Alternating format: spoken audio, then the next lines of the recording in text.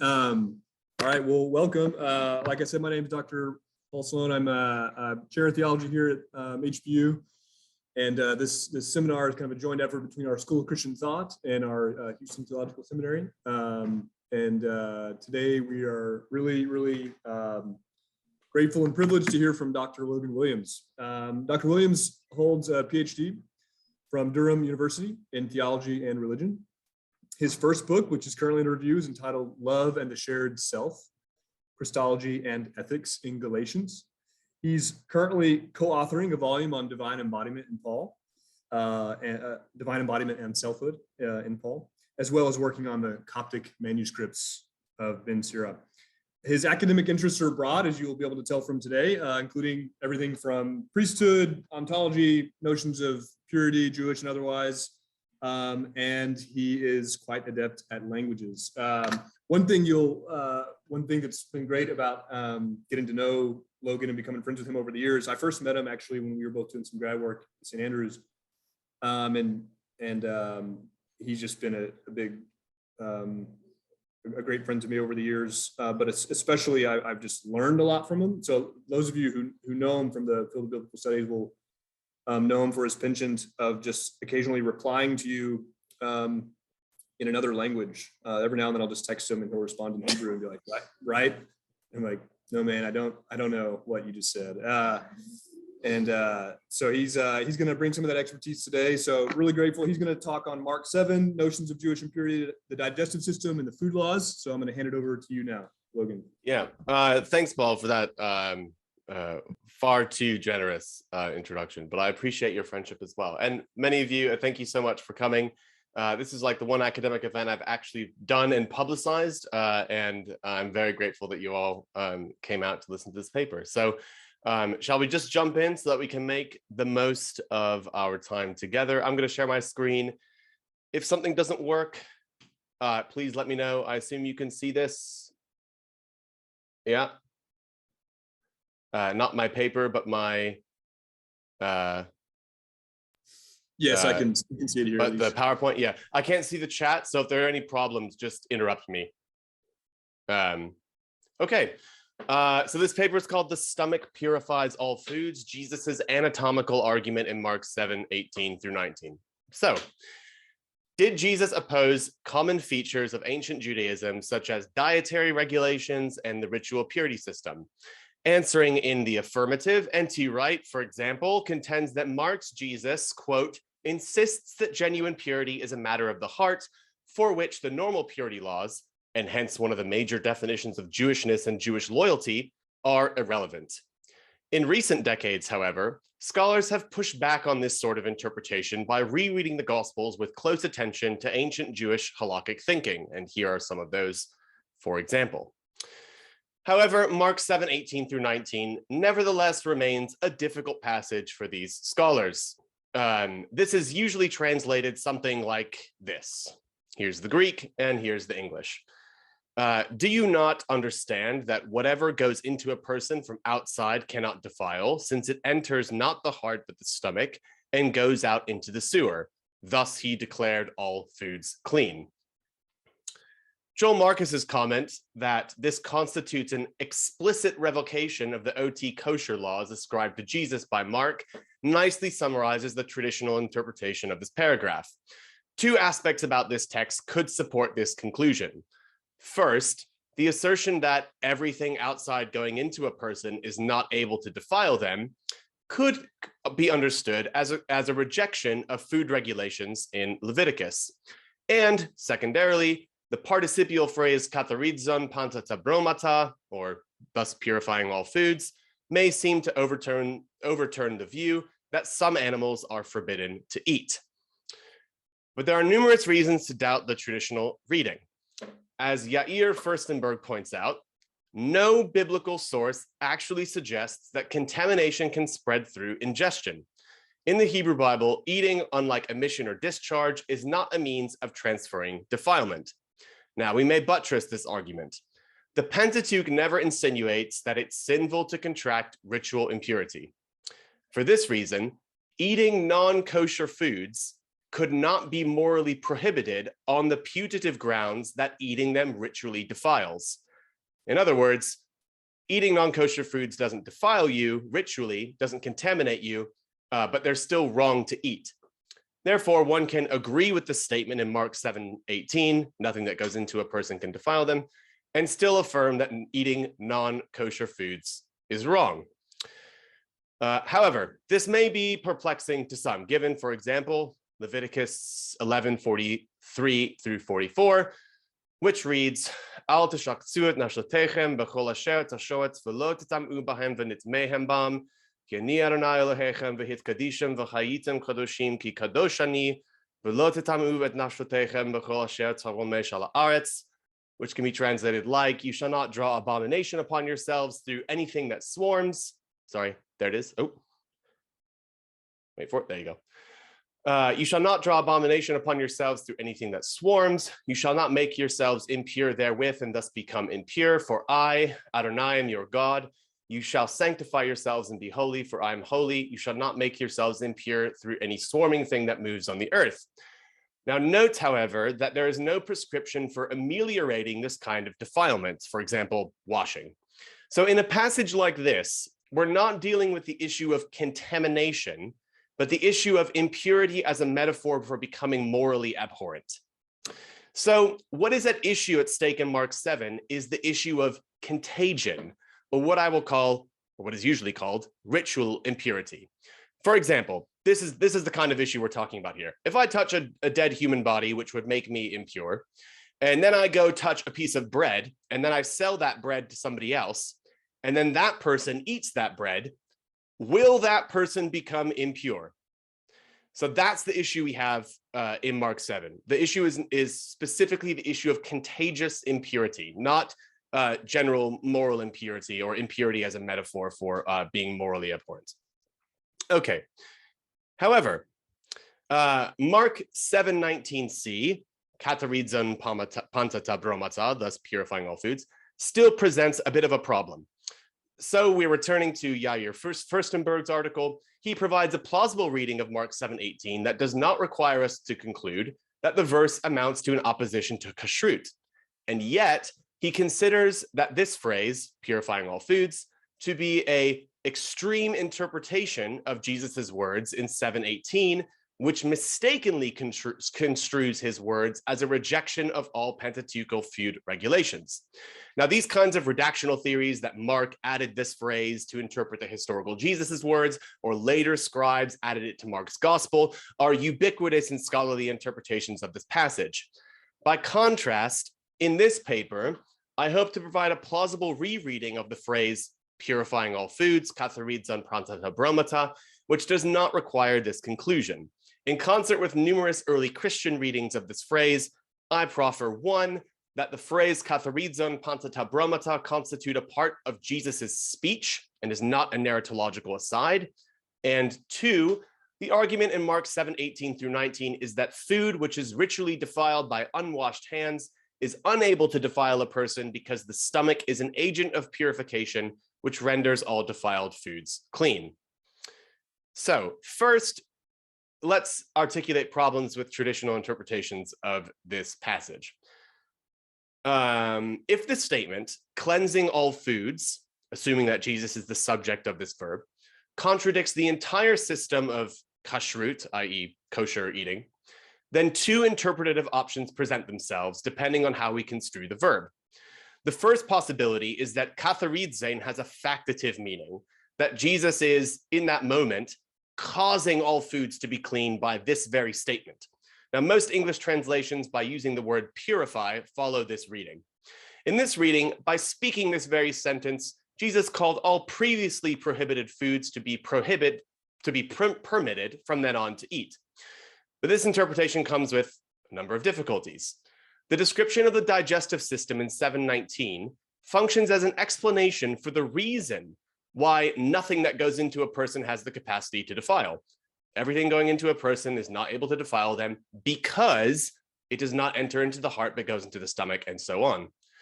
If it were Jesus's assertion that causally nullified the entire system of kashrut, then the explanatory clause about the digestive system after hoti would not only be superfluous, but also self-contradictory.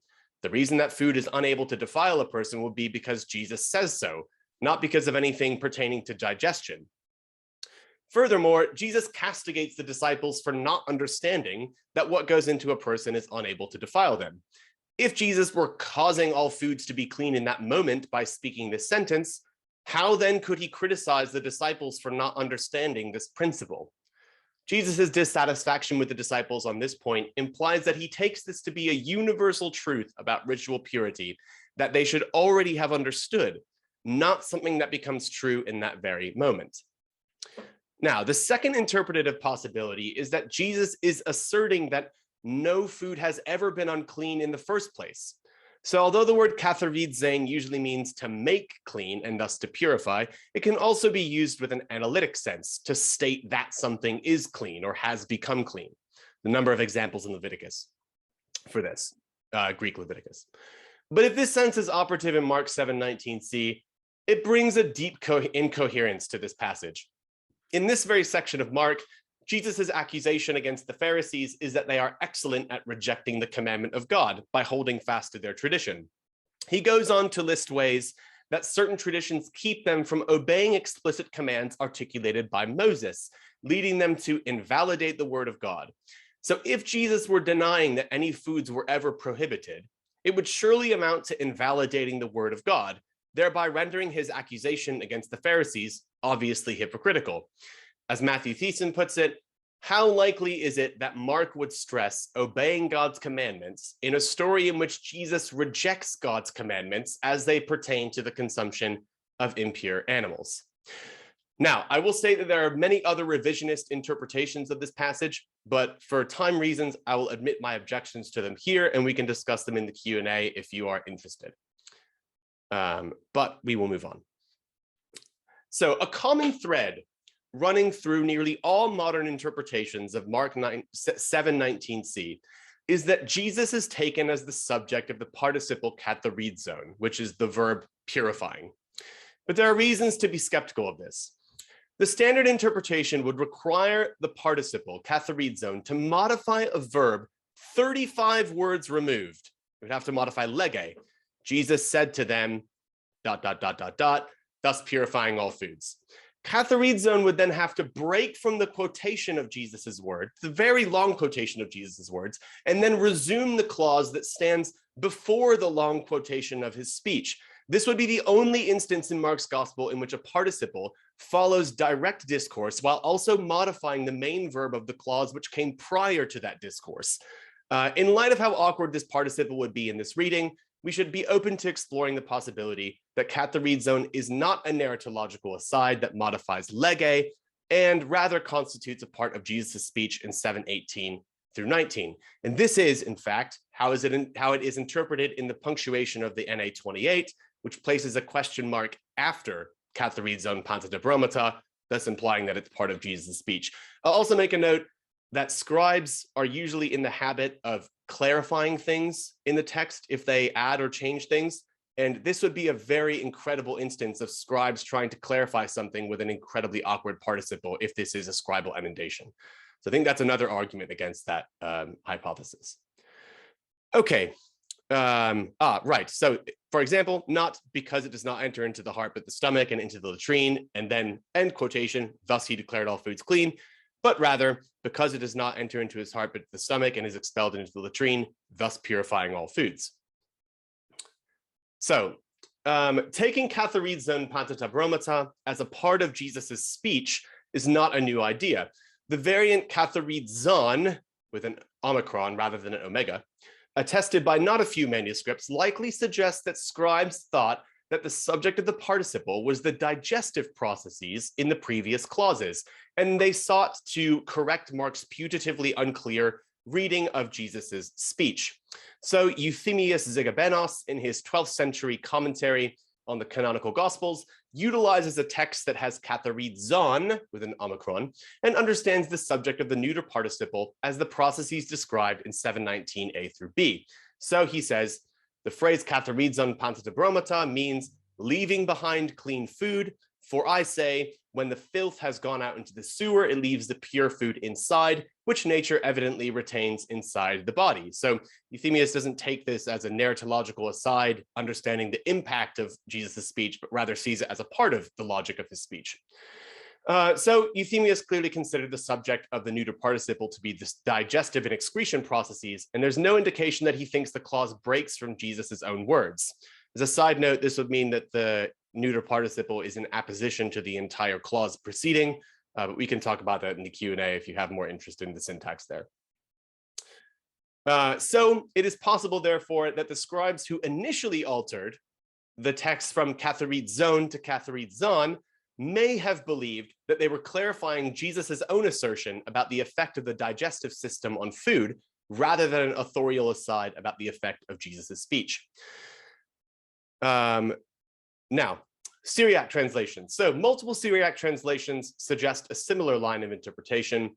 The Pshita of Mark 7:19 renders the participial clause with a relative pronoun da, such that the participle of the verb is not Jesus, but rather, as above, the digestive processes described in the previous clauses. So here we have Dalawa alibe el ilal harse umishta debethat kitha damzakia kula mechulta.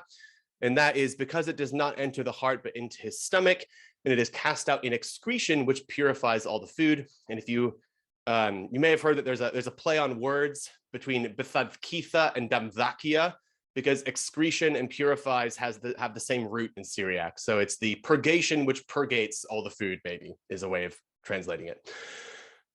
Exhibiting a similar interpretation, the old Syriac version of Mark, Sinai Syriac 30, renders katharizon in the passive. And this is motodlawa ger iliba el chersa umishta delwar umifdake kule mechla, which is translated as, because it does not enter into the heart, but into the stomach, and it is cast out outside and cleansed, even all food.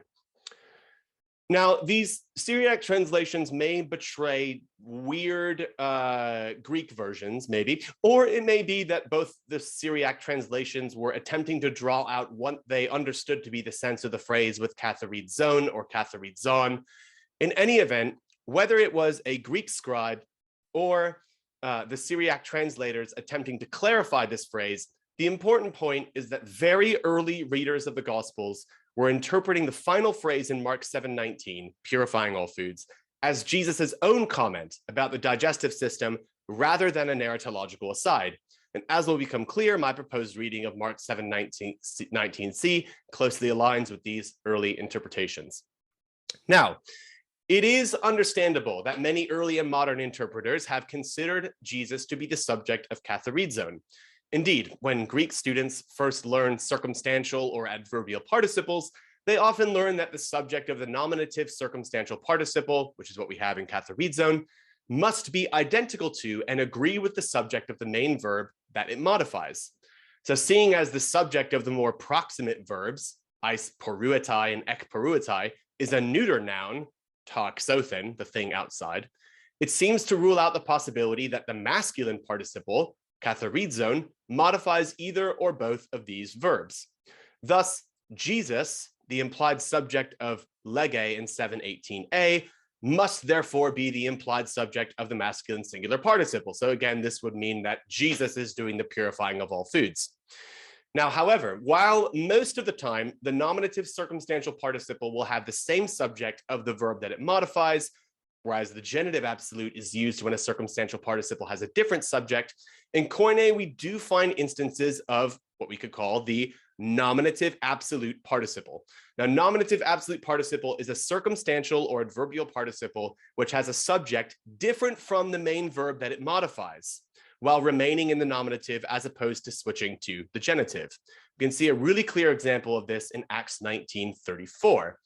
When they recognized that he was a Jew, one voice came from all for about 2 hours as they were crying out, "Great is Artemis of the Ephesians." Now, as you can see, epignontes is adverbial to the clause with phone agenata. However, epignontes doesn't agree with agenata. You have a feminine noun, phone, in the singular, which is the subject of agenata, and you have epignontes, which is a masculine plural participle. So usually we would expect the genitive absolute for this, but We don't always get it. We have sometimes instances of the nominative absolute participle. So the subject of the circumstantial participle in the nominative is not identical to the subject of the main verb, and therefore must be supplied from context. So in context, we know that the subject of epignontes is actually the crowd from the verse before and the verse after, the ekpanton, all the people in the crowd. So we have to decide what the subject is from context rather than just from the grammar. Now, in this light, we can raise the possibility that the subject of katharizon in Mark 7:19c is not identical to any of the verbs that it modifies.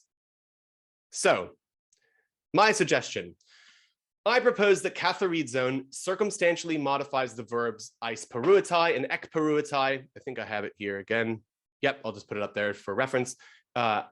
I propose that katharizon circumstantially modifies eis peruitai and ek peruitai, going in and coming out, and that the implied subject of katharizon is not Jesus, but rather a far more proximate singular noun, the general anthropos, whom Jesus describes in 7:18 through 19.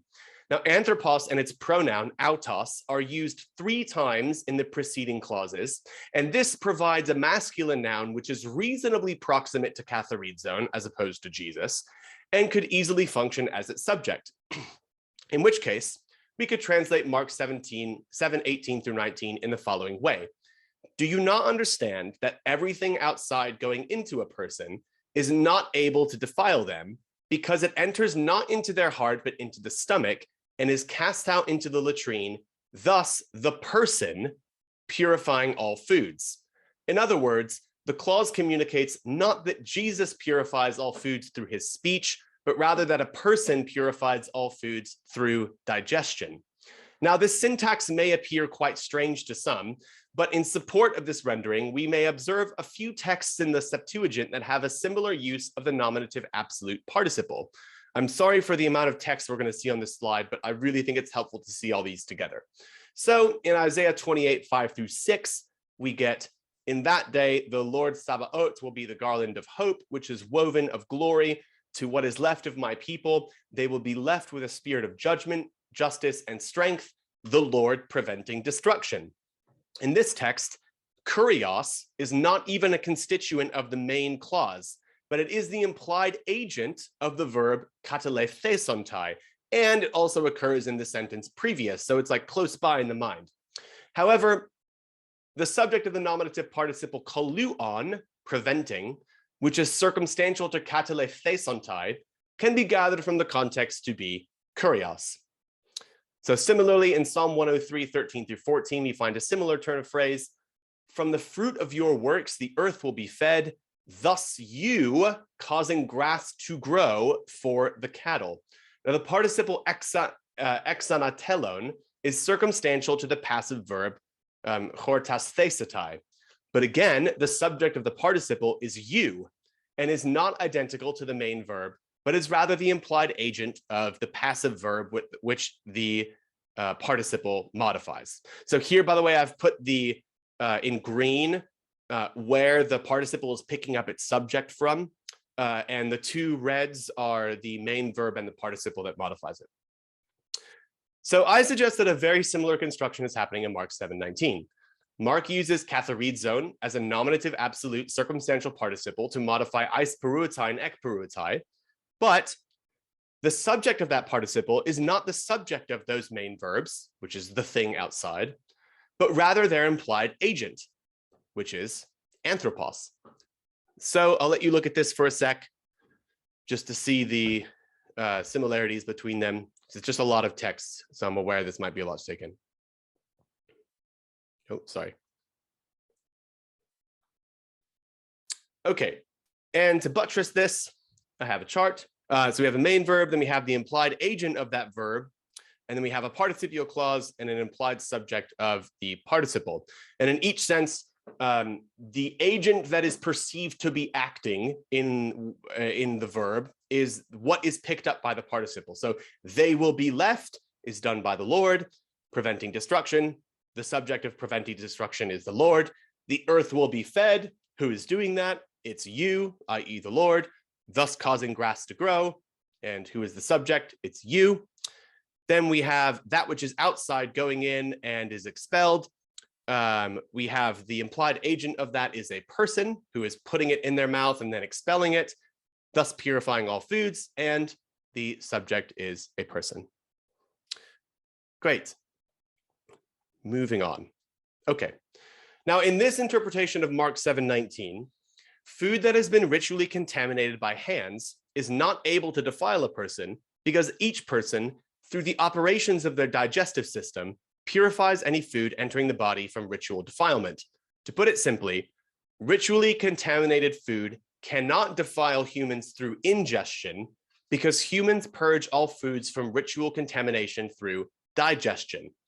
However, what remains to be shown is if this makes sense of the argument really in Mark 7:18 through 19, and whether it is historically plausible for Mark or Mark's Jesus to believe that humans can cleanse foods of ritual contamination through their digestive system. And to this I now turn.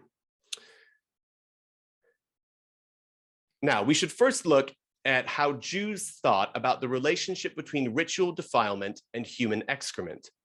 The only Pentateuchal regulations placed on defecation and dealing with feces emerge in Deuteronomy 23:12 through 14.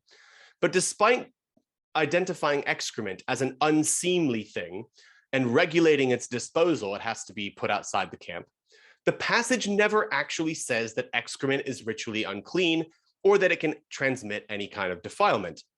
Now, while it is the case that, for example, people with lepra must be kept out of the camp because they may ritually defile those around them, here the rationale for keeping excrement out of the camp is not the danger of ritual contamination.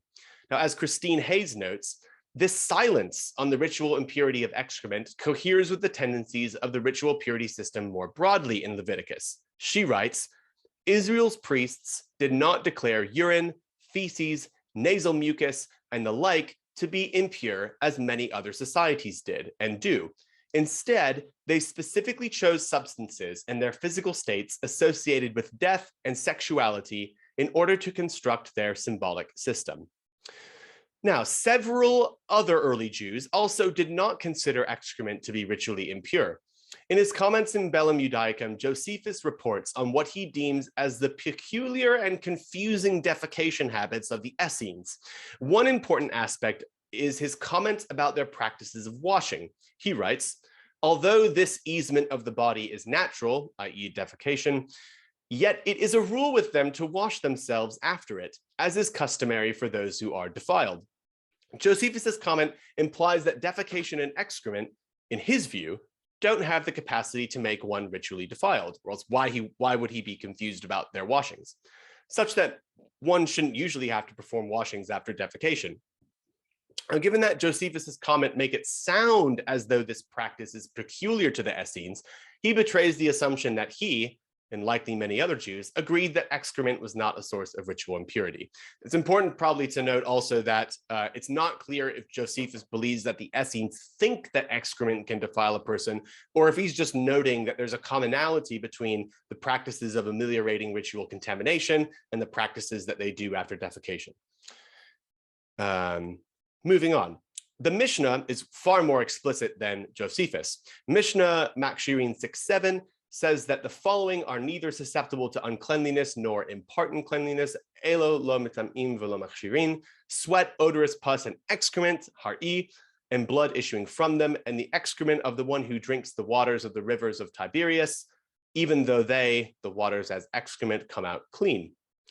Similarly, after a discussion about the presence and use of a toilet in the temple, Talmud Yerushalmi offers an explanation for those who wonder whether it is ritually safe to have a toilet in the temple. A comment attributed to Rabbi Yossi is then provided. And is excrement a matter of impurity? Is it not rather only a matter of cleanliness? Thus, despite the possible contrary view of the Essenes, though it's not really clear, what we discover in Josephus and what is corroborated from the Mishnah and Talmud Yerushalmi is that it was certainly an available and not uncommon view for Jews in the first century and beyond to believe that excrement could neither contract nor transmit ritual impurity. Now, I proffer that the argument in Mark 7:19 assumes this not uncommon Jewish view that excrement is by definition not impure. The assumption that excrement cannot contract or transmit impurity would entail that the human digestive system, specifically the stomach, acts as a purifying agent which purges any contaminated food from ritual defilement. Now, the belief that the stomach functions to alter the qualities of food is not uncommon in ancient theories of anatomy, but disagreement on this topic emerges. Some argued that food was simply broken down into small parts, whereas others stated that food also underwent a qualitative change during the processes of digestion. The former view seems to be the view of Erasistratus and Plato.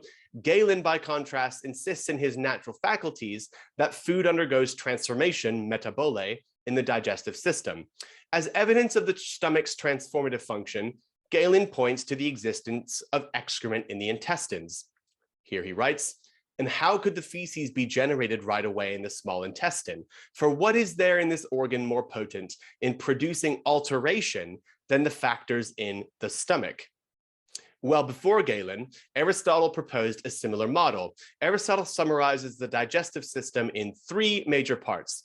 First, the part that intakes food, the oesophagus, the part that expels food, the enteron, and the part that enacts an alteration in the food, the koilia, i.e. the stomach. He calls the koilia the location of transformation, topon and ho metabole. The breaking down of food, therefore, does not constitute the entirety of the digestive process, but rather only prepares food for the stomach, the koilia, in which food undergoes concoction, pepsis, through the aid of heat. And this process turns food into new materials. So in a similar argument to Galen, Aristotle concludes that the stomach must be an agent of transformation on the grounds that what goes into the body is obviously different from what comes out of it. He writes, "Since the food in the upper gut, when it has just entered, must of necessity be fresh, and when it has proceeded further downwards, it must have lost its juices and be practically dung. The organ which lies between the two must of necessity be something definite in which the change is effected." En ho metabole. So the reasoning of Galen and Aristotle, I think, is similar to the reasoning of Mark's Jesus in 7:18 through 19. For Galen and Aristotle, the fact that food entering the body is obviously qualitatively different from the feces that come out of the body entails that the stomach enacts some kind of qualitative change. For Mark's Jesus, the fact that food entering the body, even if ritually contaminated by defiled hands, comes out of the body as ritually undefiled excrement entails that the stomach has a purifying effect on anything that enters it. Now, the Mishnah is again helpful here. As we have seen above, according to the Mishnah, there are certain objects that are entirely insusceptible to impurity, neither being able to contract nor transmit impurity. But there are also objects which are not only unsusceptible to impurity, but also have the effect of purifying. Flowing spring water counts as this kind of object in the Mishnah. So it writes, superior to, it's going through a list of waters and their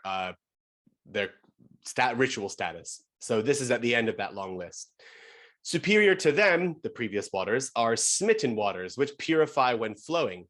Superior to them are living waters, Maim Chamim, for in them is the immersion for Zavim and sprinkling for people with lepra.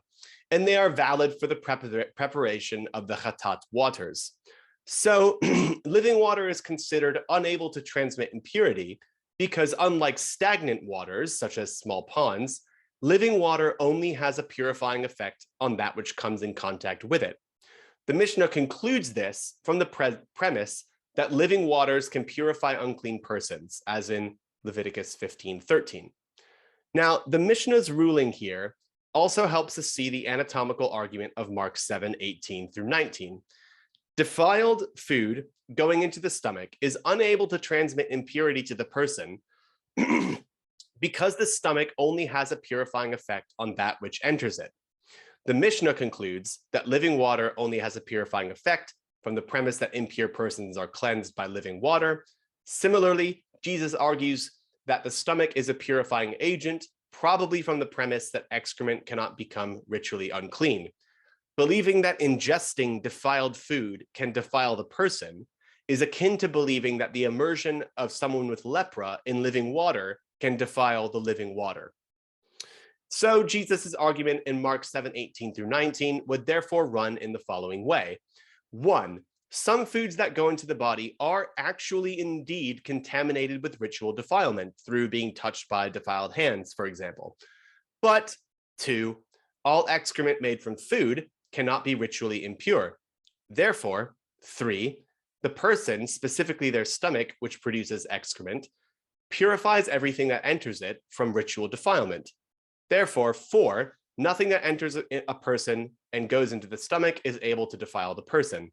So to restate Jesus's words with these explanations, do you not understand that everything outside going into a person, even if it has contracted ritual defilement, is unable to defile a person, because it enters not into his heart, but into the stomach, which acts as a purifying agent, and is cast out as excrement, which is incapable of being ritually unclean, and then into the sewer. Thus, the person, i.e. their body or their stomach, purifying all foods. Now, I've argued that in Mark 7:18 through 19, Jesus argues that ritually defiled food cannot defile the person through ingestion, because people's bodies naturally purge all foods from ritual contamination through the processes of digestion. So there are numerous things that commend this reading. 1, it does not require conjectural theories of redaction or hypotheses about scribal additions. 2, it does not require positing an awkward construction in which Mark or a later scribe used a participle after direct discourse to modify lege, which stands 35 words removed from this participle. 3, it is grammatically plausible, given that we know that other Koine authors, actually including Mark, use the nominative absolute participle. 4, it is historically plausible, given that Mark's Jesus would assume the not uncommon ancient Jewish view that excrement cannot become ritually impure. And 4, it engages in a kind of reasoning that we see in ancient anatomical texts like Galen and Aristotle. 5, it has support from early readings of this phrase exhibited by the Old Syriac, the Peshitta, and perhaps the Greek manuscripts which read katharizon with an omicron. The most important benefit of this proposal, however, is that it brings coherence to the context of Mark 7:1 through 23 and the specific argument in 7:18 through 19. This reading entails neither that Jesus denies the existence of ritual impurity, nor that he denies that ritual impurity can be transferred to foods. Rather, in this argument, he seems to agree that food can become ritually defiled through contact with defiled hands. How otherwise could he say that the person purifies all foods? The point of the argument in 7:18 through 19 is that even if the food is ritually defiled by unwashed hands, the person will in any event purify the food entering the body through their stomach. For this reason, one need not be concerned about ritual impurity before eating. The argument assumes the existence and danger of ritual impurity. Jesus is simply stating that contracting ritual impurity is not a possibility through ingestion. Crucially, this argument does not entail that Mark's Jesus is permitting the consumption of non-kosher foods. One could rightly extrapolate from Jesus's argument that if one ate non-kosher animals, it would end up as excrement, which is not impure. But this would not mean that it's permitted to eat such animals. Again, as Furstenberg points out, non-kosher animals are prohibited to eat, but not on the basis of a putative capacity to spread ritual impurity. Even though in Jesus's argument, the body is capable of taking non-kosher animals and creating material that is insusceptible to impurity, it wouldn't mean that these animals are permitted to eat. Thus, this interpretation avoids the conclusion that the passage is incoherent on the grounds that Jesus undermines the Torah while accusing others of doing the same. And lastly, if my proposed interpretation is correct, then the common translation, thus he declared all foods clean, or thus he purified all foods, espouses a deeply misleading reading of the passage that wrongly implies that Jesus contradicted food regulations in the Pentateuch. Given that the text is commonly used as prima facie evidence for the view that Jesus is straightforwardly opposing Jewish law, the stakes here are rather high. And if Bible translators find the interpretation outlined in this presentation convincing, they should consider an alternative translation so that they do not mistakenly communicate that Jesus undermines the Torah altogether. Thank you.